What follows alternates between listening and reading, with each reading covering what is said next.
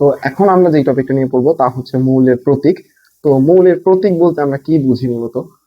যে কোনো একটি মৌলের ইংরেজি অথবা ল্যাটিন নামের যে কোনো একটি মৌলের ইংরেজি অথবা ল্যাটিন নামের সংক্ষিপ্ত রূপকে তার মৌলের প্রতীক বলে।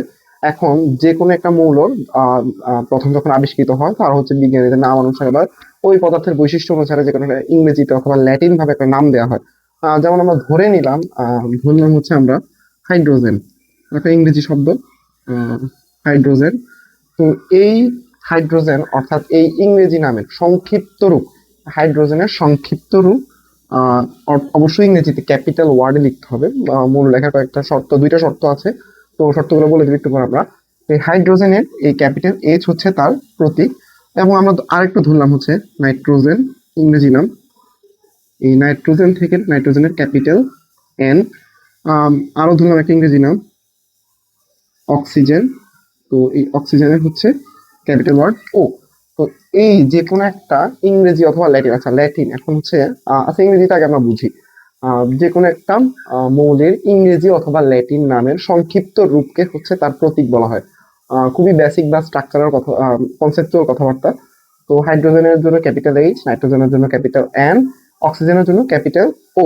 এখন যদি আমরা ল্যাটিন কিছু নাম শিখি, ধরলাম হচ্ছে সোডিয়ামের জন্য হচ্ছে, আচ্ছা সোডিয়ামে অনেকে প্রশ্ন থাকতে পারে না, নেট্রিয়াম ধরলাম। এখন আমাদের মধ্যে অনেকেরই প্রশ্ন থাকে যে সোডিয়াম তো আমার এস দিয়ে বা এস ও দিয়ে সোডিয়াম, মানে প্রশ্ন আসে না অনেকের কাছে যে সোডিয়াম কেন, সোডিয়ামে কেন এন এ দ্বারা প্রকাশ করা হয়? তো মূলত হচ্ছে সোডিয়াম যখন আবিষ্কৃত হয় এটাকে ল্যাটিন ওয়ার্ড নেট্রিয়াম, সোডিয়ামের ল্যাটিন নাম হচ্ছে নেট্রিয়াম। এই নেট্রিয়ামের এন এ হচ্ছে মূলত সোডিয়াম। আরো আছে, ধরলাম হচ্ছে আমরা পটাশিয়ামের জন্য ক্যালিয়াম, যা হচ্ছে মূলত আমরা কে দ্বারা প্রকাশ করি। এবং কপারের জন্য আছে কিউপ্রাম, কিউপ্রাম হচ্ছে আমাদের সিইউ। এছাড়া আরেকটা আছে গোল্ড, গোল্ডের জন্য হচ্ছে অরাম, অরাম থেকে এইউ। এটা গোল্ডের জন্য, এটা হচ্ছে কপারের জন্য, এটা হচ্ছে পটাশিয়ামের জন্য। কারণ আপনি বলতে পারেন না পটাশিয়াম কেন P O T A S I U M, potassium P দিয়ে হলো না, পি তো হচ্ছে ফসফরাসের। তো মূলত কাহিনী হচ্ছে যখন হচ্ছে আমরা, এইগুলো হচ্ছে ল্যাটিন, এই ওয়ার্ডগুলো হচ্ছে ল্যাটিন আর এগুলো হচ্ছে ইংলিশ। তো যখন কোনো একটা মৌলের ইংরেজি অথবা ল্যাটিন নামের সংক্ষিপ্ত রূপকে আমরা বলছি হচ্ছে তার মৌলের প্রতীক। ল্যাটিন হলো যেমন নাইট্রিয়ামের ক্ষেত্রে, এগুলো হচ্ছে এই দুইটা হচ্ছে আপনার এমসিকিউর জন্য অনেক বেশি আসতে পারে, যে নাইট্রিয়াম আর হচ্ছে সোডিয়াম, সোডিয়ামের প্রতীক কোনটি। তো আপনি হচ্ছে ওই যেভাবে সোডিয়াম লেখা আসলো আপনি ওই সোডিয়াম দিয়ে দেন না, বা পটাশিয়ামের জন্য আপনি পি দিয়ে দেন না, বা পটাশিয়ামের জন্য হচ্ছে ক্যালিয়াম থেকে কে।